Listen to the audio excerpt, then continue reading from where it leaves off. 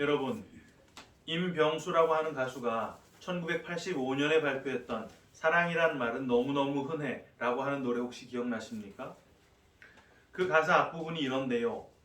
사랑이란 말은 너무너무 흔해 너에게만은 쓰고 싶지 않지만은 달리 말을 찾으려 해도 마땅한 말이 없어 쓰고 싶지 않지만은 어쩔 수가 없어. 결국 노래 후반부에는 사랑해라는 가사가 수십 번이 반복이 됩니다. 사실 사랑이라고 하는 감정을 말로 담아내는 것은 쉽지가 않지요. 시인들은 시로, 작사가들은 노래 가사로 사랑이라고 하는 감정을 나름의 철학과 창작력으로 표현하긴 하지만 어떻게 그걸 표현한다 하더라도 그게 표현이 되는 순간 사랑이라고 하는 그 실체가 특정한 표현 속에 제한된 상태로 갇혀버리고 말잖아요. 결국 그 흔한 사랑한다 라고 하는 표현 밖에는 자기 사랑을 나타낼 방법이 없다는 것이 이 노래가 담고 있는 내용입니다. 불교에선 이런 경우 염화미소라는 말을 쓰곤 하지요. 서로 말하지 않아도 마음과 마음을 통해 깨달음을 얻게 된다라는 뜻인데, 여러분, 말을 하지 않으면 정말 마음과 마음만으로 서로 깨달았는지를 사실 어떻게 알겠어요? 서로 다른 생각을 하면서 같은 깨달음을 얻은 줄 착각하는 것일 수도 있고, 어차피 말로 안 할 거 그냥 그런 척 하는 것일 수도 있는 일 아닙니까? 감정이나 생각을 말로 완벽하게 표현하는 것이 어차피 불가능하긴 하지만 그나마 말이나 글이 가장 효율적인 전달 수단일 수밖에 없다 보니까 많은 문학인들이 더 좋은 표현을 얻어내기 위해 지속적인 노력을 기울일 수밖에 없겠구나 하는 생각을 해봤습니다.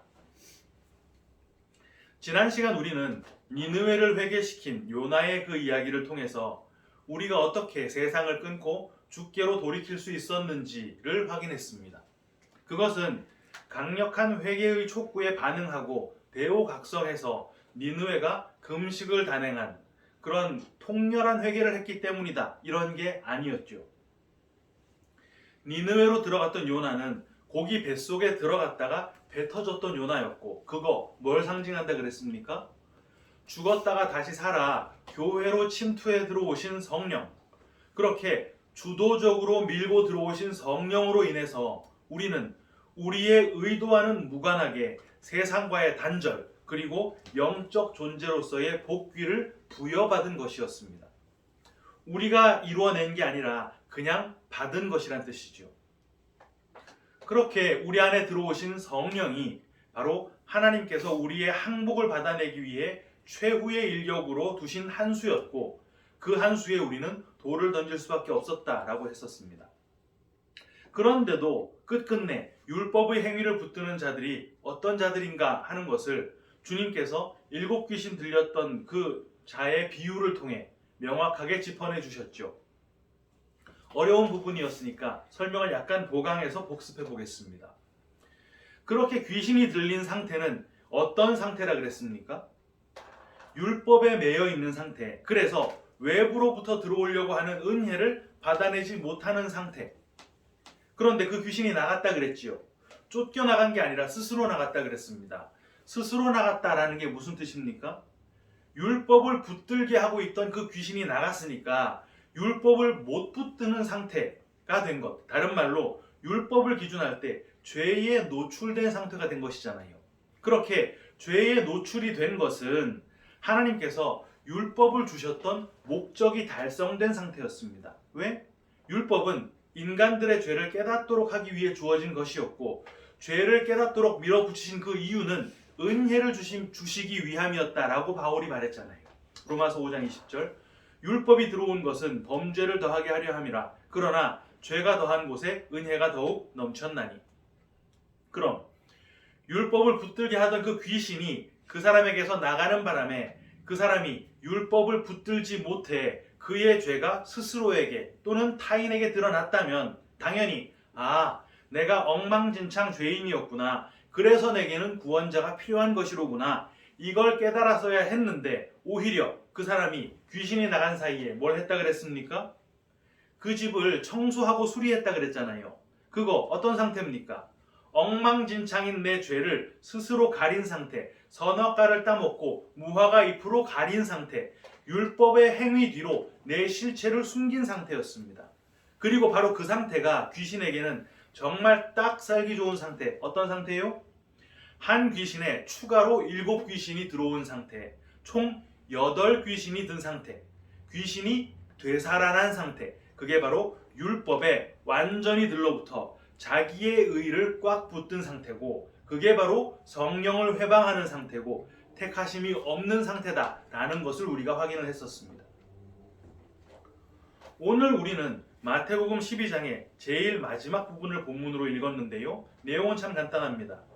예수님께서 지금 회당에서 긴 강화를 하고 계셨는데, 그때 예수님의 어머니 마리아와 예수님의 동생들이 회당 밖에 와 있었어요. 누군가가 예수님에게 어머니와 동생들이 밖에 와 있다라는 것을 알렸는데, 예수님께서는 누가 내 어머니고 누가 내 동생들이냐 라고 하시면서 하늘에 계신 내 아버지의 뜻대로 하는 자가 내 형제, 자매, 어머니다 라는 말씀을 하셨다라는 짧은 내용입니다. 이 본문에서 주님은 혈연으로 맺어진 가족관계와 하늘 아버지의 뜻대로 하는 것을 통해 새롭게 세워진 가족관계를 대조하고 계신데요. 이 본문을 설교하시는 많은 설교자들이 혹시나 하는 마음에 초두에 미리 단돌이 하듯 챙겨서 언급하는 내용이 있습니다. 바로 하나님께서는 가정을 소중하게 생각하신다라는 것이죠. 왜 그렇겠습니까? 지금 문 밖에 와 있는 그 모친과 형제들에 대해 저 사람들 내 어머니도 아니고 내 형제들도 아니야 라는 매몰찬 뉘앙스로 인륜이고 예절이고 다 팽개친 것처럼 보이는 주님의 그 모호한 발언을 변호하기 위함입니다. 믿음 안에서 한 몸을 이룬 신앙 공동체의 중요성을 강조하기 위해 주님께서 다소 강한 어조를 사용하신 것일 뿐, 절대로 주님께서 가정의 소중함이나 인륜을 폄하하신 것이 아니다 라는 주장을 하고 싶은 것이죠. 하지만 여러분, 정말 그렇습니까? 이미 우리가 마태복음 10장에서 혈연으로 맺어진 가족관계에 대해 주님이 단호한 입장을 밝히신 것을 확인한 바가 있지요. 10장 35절부터 37절 읽어드립니다. 내가 온 것은 사람이 그 아버지와 딸이 어머니와 며느리가 시어머니와 불화하게 하려 함이니 사람의 원수가 자기 집안 식구리라. 아버지나 어머니를 나보다 더 사랑하는 자는 내게 합당하지 아니하고 아들이나 딸을 나보다 더 사랑하는 자도 내게 합당하지 아니하며. 명확하지요? 이게 다 무슨 내용이었습니까? 우리가 세상의 힘으로 삼고 있는 것들 가운데 가장 근본이 됨과 동시에 가장 강력한 것, 그게 바로 가족이라 그랬잖아요. 그런데 주님께서 그걸 다 끊고 들어오신다는 말입니다. 왜 그런다 그랬습니까? 세상과 엮여서 하나가 된 채 살아가는 택하심을 입은 자들을 그 세상에서 뿌리째 뽑아내 하나님의 것으로 귀속시키려고 그런다 그랬습니다. 그런데 사실 주님의 표현이요, 좀 과격하긴 합니다. 실제 육신의 어머니와 동생들이 밖에 와서 있다면 표현을 좀 부드럽게 해주셔도 이게 설명이 불가능할 것 같지는 않거든요. 우리가 지금껏 봐왔던 것처럼 하나님께서 이스라엘 백성들에게 만나를 주셨던 이유가 진짜 하늘에서 내려오신 참된 양식이 있다라는 것을 알려주시기 위함이었던 것처럼, 하나님께서 우리에게 육신의 가족을 허락하신 이유 역시 어차피 참된 천국 가족이 있다라는 걸 가르쳐 주시기 위함 아니겠습니까? 그러니까 지금 문 밖에 있는 마리아와 동생들이 지금 와 있다라는 얘기를 들었을 때, 그래? 어머니와 동생들이 왔다고. 얘들아, 사랑하는 가족들을 생각해봐. 참 소중하지? 하지만 이런 이 땅의 가족이 소중한 것과는 상대도 안 될 만큼 소중한 천국 가족이 있단다. 이렇게 말씀해 주셔도 전혀 억지스럽지가 않단 말입니다. 왜 굳이 설교자들이 이렇게 변호까지 해드려야 할 정도의 냉혹한 반응을 보였던 걸까요? 그 이유는 지금 마리아와 동생들이 주님을 찾아온 이유에서 발견할 수 있습니다. 46절 하반절 읽어드리면, 그의 어머니와 동생들이 예수께 말하려고 밖에 섰더니. 네, 그들은 지금 예수께 말을 하려고 왔다 그래요. 47절에 그걸 주님께 알린 사람 역시 바로 그 부분을 언급하고 있죠. 47절 하반절 보소서, 당신의 어머니와 동생들이 당신께 말하려고 밖에 서 있나이다 하니. 마리아와 동생들이 주님께 무슨 말을 하러 왔는지 마태가 기록을 하고 있지는 않지만 그 당시 동생들의 주님에 대한 시각이 어땠는지는 성경 곳곳에서 진술을 하고 있지요. 마가복음 3장 21절 예수의 친족들이 듣고 붙들러 나오니 이는 그가 미쳤다 하밀러라. 이 내용을 좀 더 아래까지 내려가 보면 오늘 본문으로 읽은 마태복음의 내용과 동일한 예수의 모친과 동생들이 주님을 찾아온 내용이 붙어 있습니다. 요한복음 7장을 보면 동생들의 또 다른 반응이 나와 있는데요. 2절부터 제가 한번 읽어드려 보겠습니다. 유대인의 명절인 초막절이 가까운지라 그 형제들이 예수께 이르되 당신이 행하는 일을 제자들도 보게 여기를 떠나 유대로 가소서. 스스로 나타내기를 구하면서 묻혀서 일하는 사람이 없나니 이 일을 행하려 하거든 자신을 세상에 나타내소서 하니 이는 그 형제들까지도 예수를 믿지 아니함이로라. 이런 상황에서 그들이 주님께 뭔가를 말하려고 했다면 그거 어떤 말이겠어요? 마리아 입장에선 아들이, 동생들 입장에선 형님이 지금 안식일을 범할 정도로 율법에 반하는 상당히 껄끄러운 행보를 보이고 있고 바리새인들은 그런 껄끄러운 행보를 보이는 예수를 죽이려고 하고 있습니다. 당시 바리새인들에게 찍히면 어떻게 되는지를 실로암에서 씻고 눈을 뜨게 됐던 그 맹인의 에피소드를 통해 충분히 예상할 수 있지요. 그 맹인이 눈을 뜨게 됐을 때 바리새인들이 그 부모를 불러서 야, 저거 장님으로 태어난 네 아들 맞아? 근데 지금 어떻게 볼 수 있게 된 거야? 이렇게 물어봤었습니다. 그때 부모가 뭐라고 대답했습니까? 요한복음 9장 20절 그 부모가 대답하여 가로되 이가 우리 아들인 것과 소경으로 난 것을 아나이다. 그러나 지금 어떻게 되어 보는지 또는 누가 그 눈을 뜨게 하였는지 우리가 알지 못하나이다. 저에게 물어보시오. 저가 장성하였으니 자기 일을 말하리이다. 그 부모가 이렇게 말한 것은 이미 유대인들이 누구든지 예수를 그리스도로 시인하는 자는 출교하기로 결의하였으므로 저희를 무서워함이로라. 그러니까 같은 맥락에서 본다면 지금 마리아와 예수님의 동생들이 주님께 온 이유는 주님의 행보에 제재를 가하기 위함이었던 거예요. 그들이 지금 위험한 행보를 펼치는 이 아들, 이 형님을 아끼고 보호하려고 하는 의도가 있었건 아니면 아들이 그 형이 하는 일 때문에 자기네들에게 피해가 올까봐 걱정이 되었건 간에 지금 그들은 주님께 아들아 이러면 안 된다. 형님 이러시면 안 됩니다. 라는 말을 하려고 하던 정황이었단 말입니다. 그렇다면 지금 마리아와 동생들의 포지션이 누구의 포지션과 겹쳐 있는지 조금 보이시죠? 예수님을 저지하려고 하는 입장이니까 누굽니까? 바리새인들과 동일한 포지션인 것이잖아요. 바리새인들의 입장이 뭡니까? 율법을 끝까지 붙들면서 은혜를 배격하려는 입장. 지금 예수님께서 마리아와 동생들에게 보이고 있는 태도가 지나칠 정도로 냉혹한 이유 이제 좀 보이시죠? 율법과 은혜는 공존할 수 없기 때문이란 말입니다. 그때 주님께서는 뭐라고 계셨습니까? 46절 상반절 예수께서 무리에게 말씀하실 때에 무리들에게 말씀을 하고 있었습니다. 여기 무리라고 번역된 단어가 헬라어 오클로스라는 단어인데요. 성경에서 오클로스는 불특정한 다수, 군중을 뜻할 때 사용되는 단어입니다. 그러한 무리들은 하나님의 뜻을 받아내지 못해요. 왜? 하나님의 뜻을 말로 전달받으니까. 앞서 우리는 하나님의 뜻을 말로 전달받았을 때를 확인했었습니다. 그들에게서는 어떤 반응 나온다 그랬습니까? 반역인가요? 아니죠. 순종이라는 반응이 나온다 그랬습니다. 천지 창조 때 하나님의 뜻이 말씀으로 선포가 되니까 천지 만물이 다 순종해서 그대로 이루어졌던 것처럼 그럼 지금 주님께서 하시는 말씀을 말을 통해 전달받는 이 오클로스, 이 무리들은 어떤 반응을 보이게 될까요?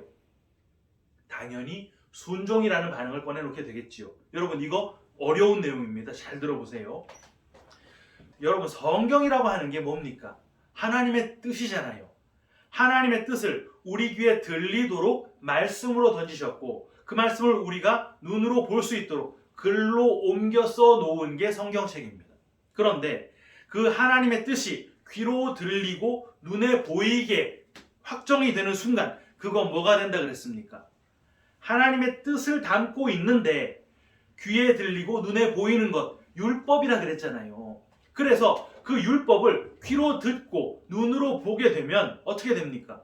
들리는 그대로, 보이는 그대로 따르게 됩니다. 그걸 순종이라고 하지요.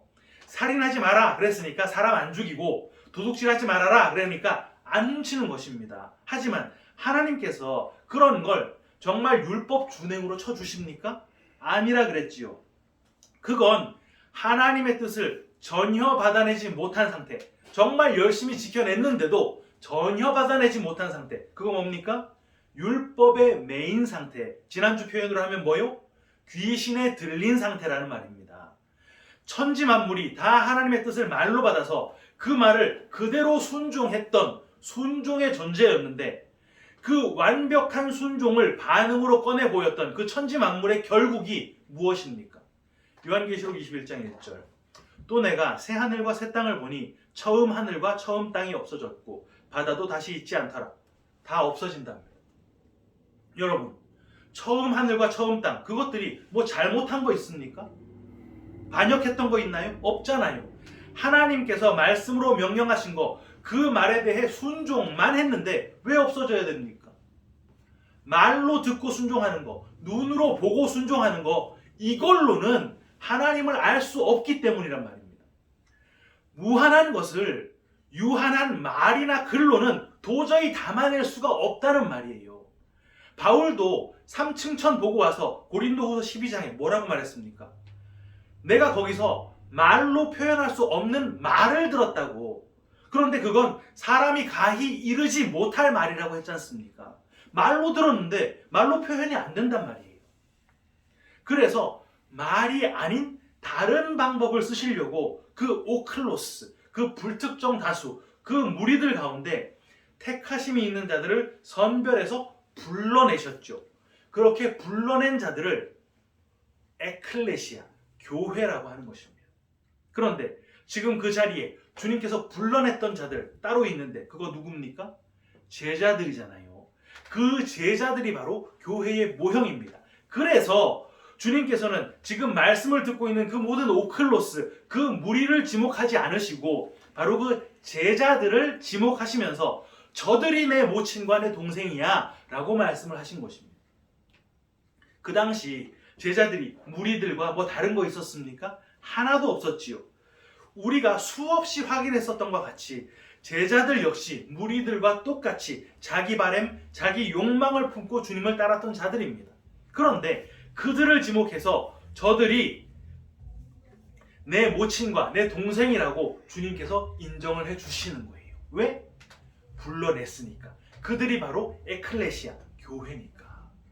여러분, 교회가 하나님의 뜻을 말이나 글로 전달받습니까? 아니죠. 교회는 그 안에 성령이 강제로 들어가서 내주하시는 방법, 한마디로 하나님의 뜻을 영으로 전달받는다 그랬습니다. 사도행전 2장 1절부터 볼까요? 오순절날이 이미 이름에 저희가 다 같이 한 곳에 모였더니 호련히 하늘로부터 급하고 강한 바람 같은 소리가 있어 저희 앉은 온 집에 가득하며 불의 혀같이 갈라지는 것이 저희에게 보여 각 사람 위에 임하여 있더니 저희가 다 성령의 충만함을 받고 성령이 말하게 하심을 따라 다른 방언으로 말하기를 시작하니라. 여러분, 방언 우리 확인했었죠? 뭐라 그랬습니까? 하나님의 뜻이 계시로 주어졌을 때 그 계시를 못 알아듣고 문자적인 수준에 멈추면 그걸 방언이라고 하고, 그 계시가 완전히 이해가 되면 그때 그걸 예언이라고 한다 그랬지요. 예언이 뭡니까? 반드시 이루어질 일에 대한 선포, 틀릴 수가 없는 일에 대한 선포입니다. 그게 뭔데요? 십자가의 사랑이 율법이라고 하는 무거운 짐을 다 부수고 택하심을 입은 자들을 하나도 빼지 않고 반드시 구원에 이르게 할 거다라고 하는 그게 바로 예언입니다. 그래서 지금 오순절 다락방, 마가 다락방에 모인 자들 누구요? 교회, 에클레시아. 그 교회에 성령이 임하니까 서로 다른 방언을 막 말하는데 서로 다 알아듣게 된 거란 말입니다. 뭘?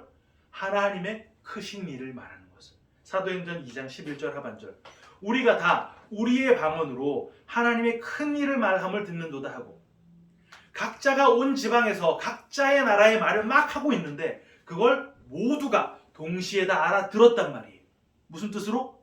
아, 이게 하나님의 큰 뜻이었구나 라는 걸 알아들어서 그들에게 그것이 예언이 되었단 말입니다. 그게 하나님의 뜻이었던 것이죠.